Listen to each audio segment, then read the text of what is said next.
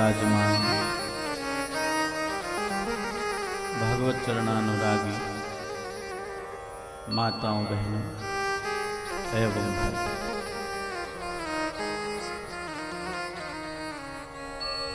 जीवन अगर संगीत है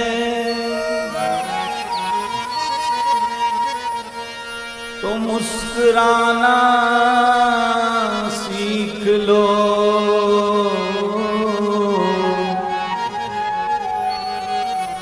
जीवन अगर गीत है तो गुनगुनाना सीख लो। जीवन अगर प्रीत है तो दिल लगाना सीख लो।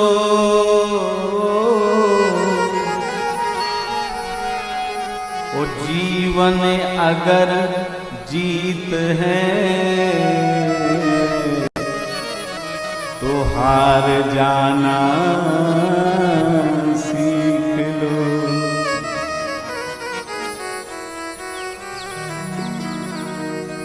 शास्त्रों की तरफ जब निगाह जाती है तो ऐसा लगता है कि दुलार भरी मां अपना आंचल फैलाए और हमें पुकार रही है और हमें बता रही है कि तुम्हें क्या करना है।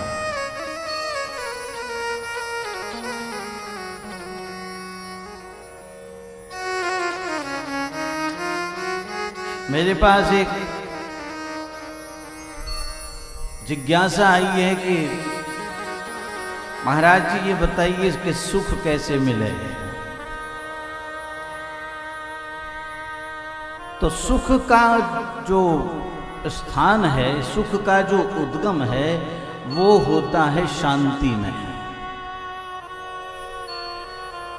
समझ रहे?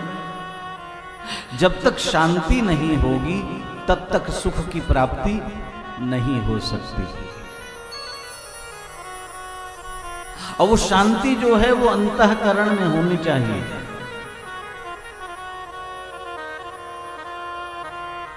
इन सब में सुख नहीं है, ये तो एक साधन है। जब तक अंतःकरण में शांति नहीं होगी तब तक सुख नहीं प्राप्त हो सकता। और शांति कब आएगी? जब जीवन में तीन बातें आएंगी। सबसे पहले सदाचार, दूसरा सद्भावना और तीसरी समझदारी। जब ये तीन बातें जीवन में आती हैं तब शांति मिलती है। और जब शांति मिलती है तो जीव को सुख प्राप्त होता है। बाकी गोस्वामी जी महाराज कहते हैं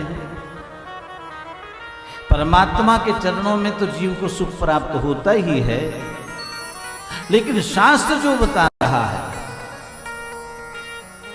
जन्म जन्मांतर कल्प कल्पांतर युग युगांतर में जो जीव अशांति के कारण भटक रहा है, अगर उस शांति को प्राप्त करना चाहता है तो उसे जीवन में तीन चीजों को लाना चाहिए। और जब तीन चीजें आती हैं तो सठ सुधरे सत्संगत पाई, सठ सुधरे सत्संगत पाई, सठ सुधरे सत्संगत पाई, सठ सुधरे सत्संगत पारस परस कुठात सुहाई, परस परस कुठात सुहाई, पारस परस कुठात सुहाई, परस परस कुठात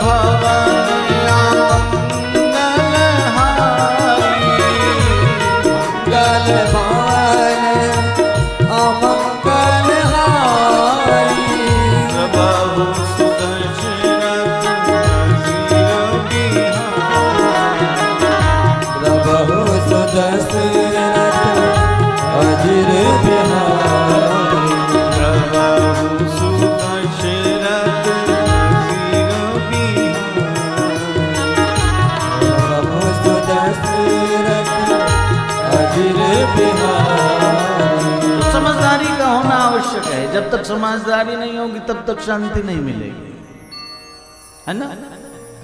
अब देखिए, अगर हम चाहें, मान लो वृंदावन से हम दिल्ली जा रहे हैं और हम चाहें कि सड़क में कहीं भी गड्ढा ना मिले, तो ऐसा क्या संभव है?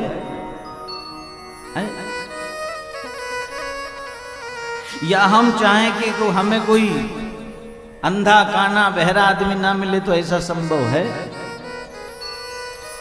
अगर तुम यात्रा में निकले हो तो तुम्हें गड्ढा भी मिलेगा, कहीं सड़क गंदी भी मिलेगी, कहीं साफ भी मिलेगी, कहीं पीक थूका हुआ भी मिलेगा, कहीं कूड़ा भी मिलेगा, कहीं स्वच्छता भी मिलेगी। लेकिन समझदार जो जीव है वो किसी को देखकर प्रभावित नहीं हो,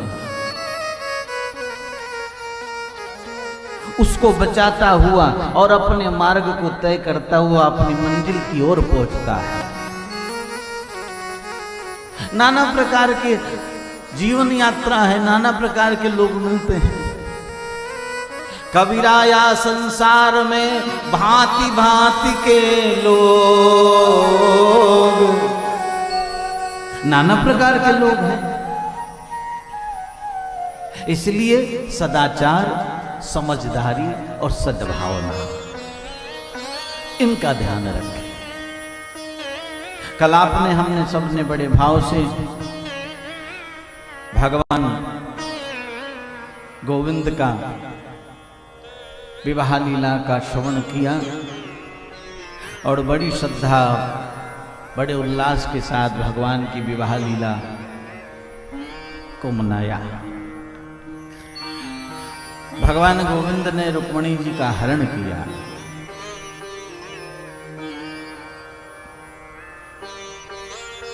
हरण शब्द जो है वो निंदनीय शब्द है,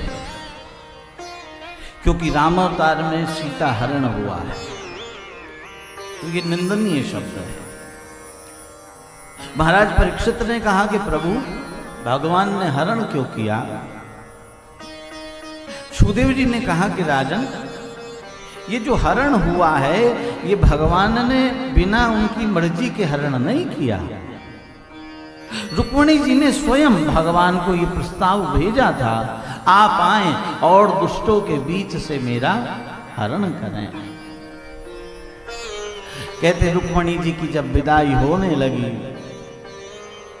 उस समय महाराज भीष्मक नेत्रों में आंसू लिए भगवान गोविंद से प्रार्थना करते हैं कि प्रभु, मैं अपनी आत्मा को आपको अर्पण कर रहा हूं, मेरी प्राणों से प्यारी पुत्री मैं आपको सौंप रहा हूं।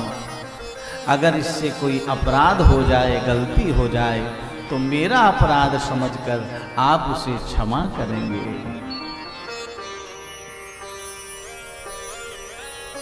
और देखो, रुक्मिणी जी का कल विवाह था भगवान का, और हमें तो स्मरण ही नहीं, हमारे जो मुख्य जजमान हैं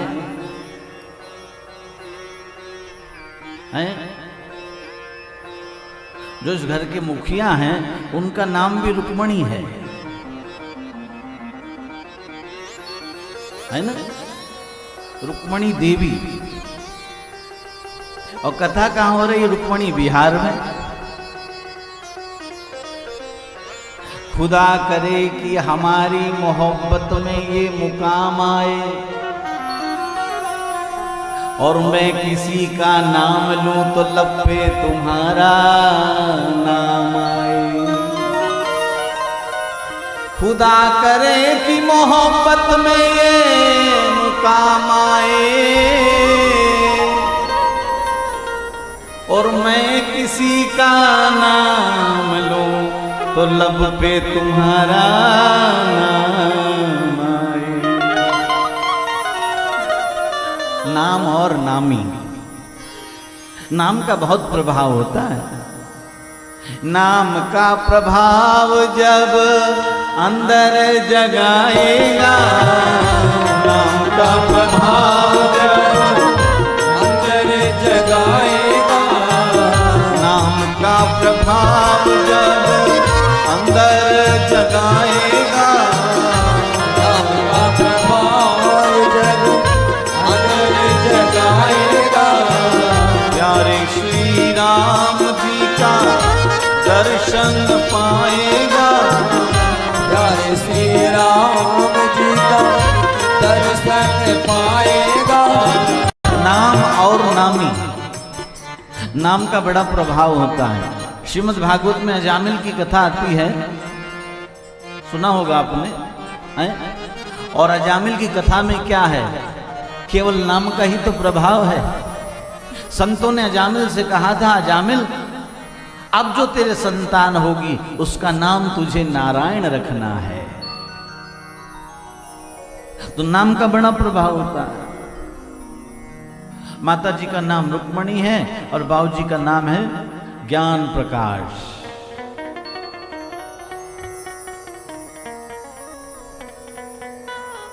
नाम और नामी। पहले हमारे यहाँ नाम बहुत सोच समझ के रखा जाता था, बड़ा विचार के नाम रखा जाता था। क्या नाम रखा जाए जिसका कुछ मतलब हो, जिसका कोई प्रभाव हो। नहीं, आजकल तो नाम बड़े विचित्र विचित्र होने लगे हैं। बल्कि माँ बाप ये और कहते हैं कि आप तो हमें अधिकार ही नहीं देते हम अपने बच्चों का नाम भी रख सकें। पहले हमारे यहाँ जो नाम रखा जाता था वो घर के बड़े रखते थे, बुजुर्ग। क्यों? उन्हें ज्ञान होता था कि कौन सा नाम उचित है, कौन सा अनुचित है। आगे का चिंतन करते हुए नामकरण होता था, नाम रखते थे।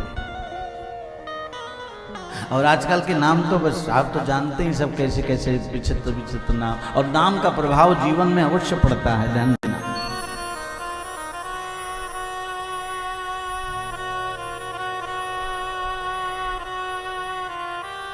एक परिवार में मैं गया और सब मिलने आए। एक छोटी सी गुड़िया मिलने आई। मैंने उससे पूछा, बेटा तेरा नाम क्या है? तो उसने कहा कि मेरा नाम है पेप्सी।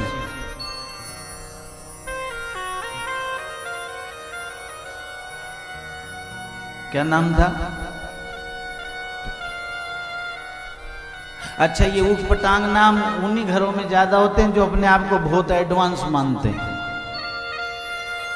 कि हम बहुत ज्यादा क्वालिफाइड हैं, पढ़े लिखे हैं। मैंने कहा क्या नाम? का पेप्सी। इतने में उसकी मां गई। मैंने कहा इसका नाम? क्या गुरुजी इसके पापा को ये नाम पसंद था तो क्यों, ठीक नहीं? मैंने कहा जब पसंद है तो ठीक ही है, पर मैं ये कल्पना कर रहा हूं कि जब ये बिटिया 60 वर्ष की उम्र में पहुंचेगी और इसकी पोती से कहेगी पेप्सी दादी,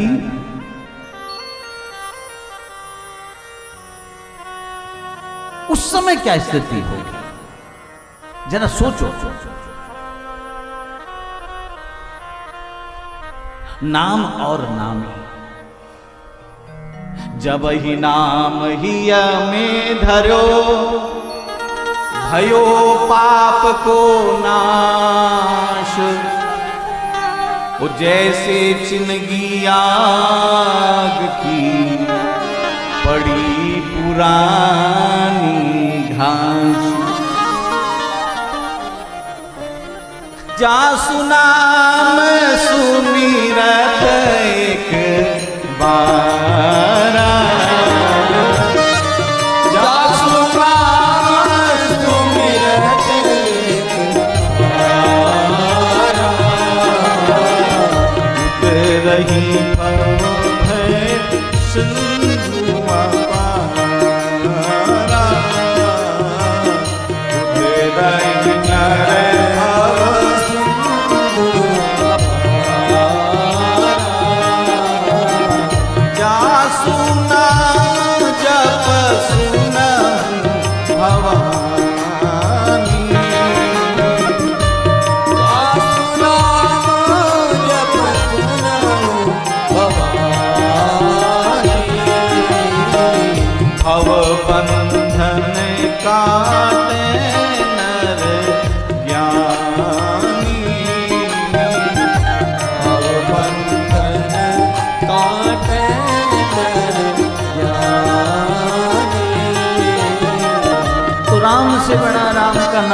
नाम का जीवन में बहुत बड़ा अर्थ होता है, बड़ा प्रभाव पड़ता है नाम का। तो नाम सोच समझ के रखना चाहिए। और भगवान से बड़ा भगवान का नाम होता है। सभी शास्त्र, सभी वेद, पुराण, संत, महात्मा, ऋषि सब किसका आश्रय लेते हैं? केवल नाम का आश्रय लेते हैं। नाम ही जो है वो अपना प्रभाव दिखाता है। लेकिन हाँ, गोस्वामी जी कहते हैं कि नाम जपो, लेकिन नाम फल देता है, लेकिन जिस भावना से जपोगे उस भावना से ही तुम्हें फल की प्राप्ति होगी। नाम प्रभाव तो डालता है, लेकिन जपते समय तुम्हारी भावना क्या है?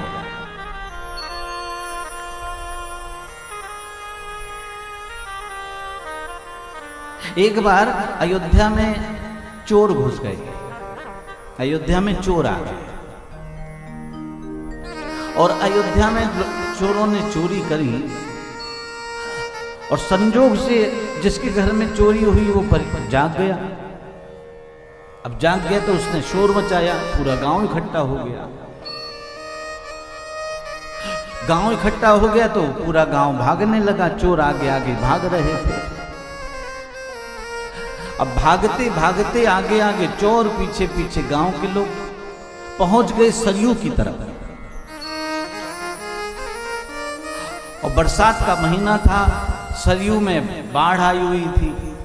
सरयू जो है वो अपनी फुल धारा में बह रही थी। अब इन चोरों ने कहा कि आज तो गए, आगे सरयू, पीछे ग्रामीण, आज तो मरेंगे। आगे जाएं तब भी मरें और पीछे जाएं तो तब भी मरें।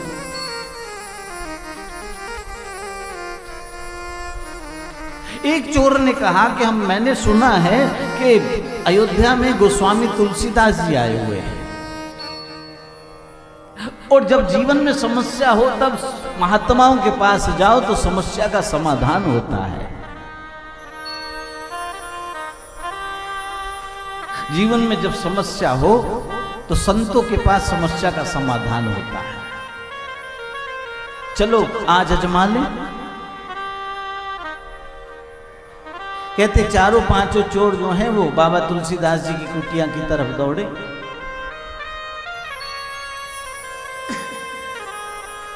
गोस्वामी जी महाराज ने कुटिया का दरवाजा खोला, देखा तो चारों पांचों चोर चरणों में पड़ गए और प्रार्थना की, बाबा रक्षा करो, बाबा हमें बचाओ। कौन हो तुम, क्या बात है भैया? चोरों ने स्वीकार किया कि हम चोर हैं और हम चोरी करते आए हैं। आज जो है गांव के लोग हमारे पीछे पड़े हैं। आगे जाते हैं तो सरयू है और पीछे जाते हैं तो ग्रामीण है। आपकी शरण में आए हैं और आज से वायदा करते हैं चोरी छोड़ देंगे, आज बचा लो। गोस्वामी तुलसीदास जी महाराज ने कहा कि मेरे पास तो कुछ है नहीं, मैं क्या बचाऊंगा आपको। लेकिन गोस्वामी जी महाराज ने कहते पांचों चोरों को एक एक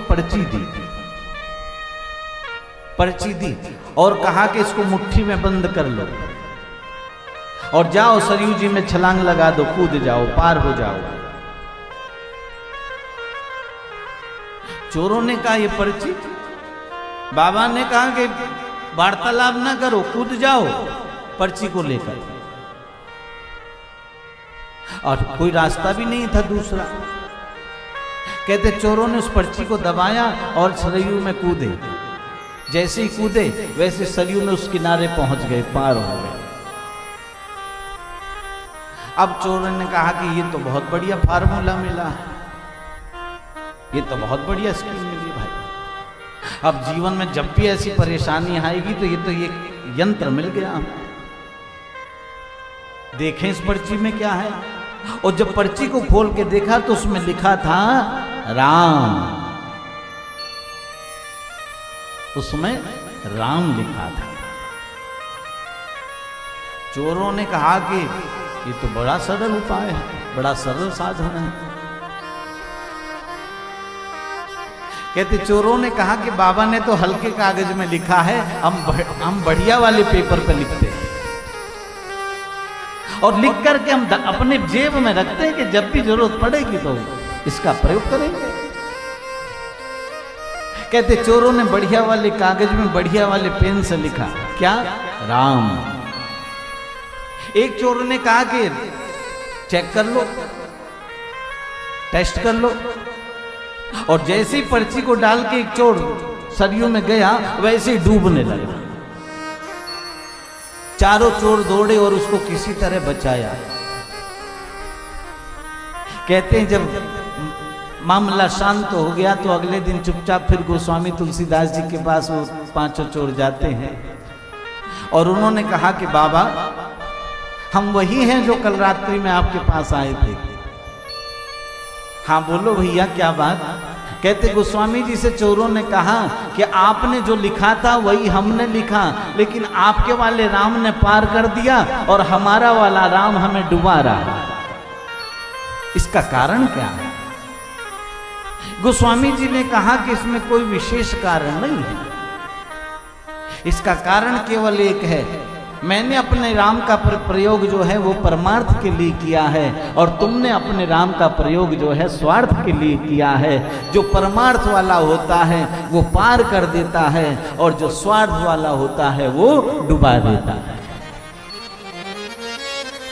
कहने का अभिप्राय, भगवान का नाम लोगे तो आपको उसकी फल की तो प्राप्ति अवश्य होगी। तुलसी मेरे राम को रीझ भजो चाहे खीर, ओ खेत पड़ो जम जात है, उल्टो सीधो भी, भाव कुभाव नख आलस,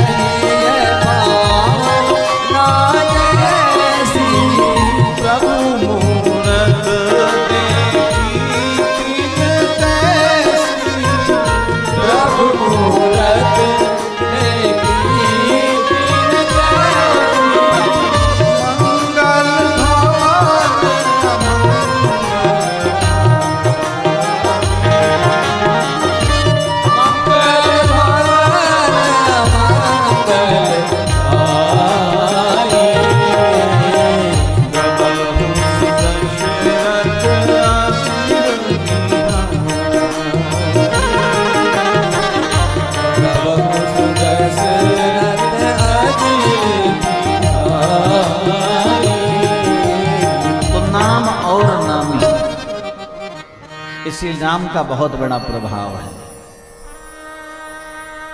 जब ही नाम ही हमें धरो, भयो पाप को नाश,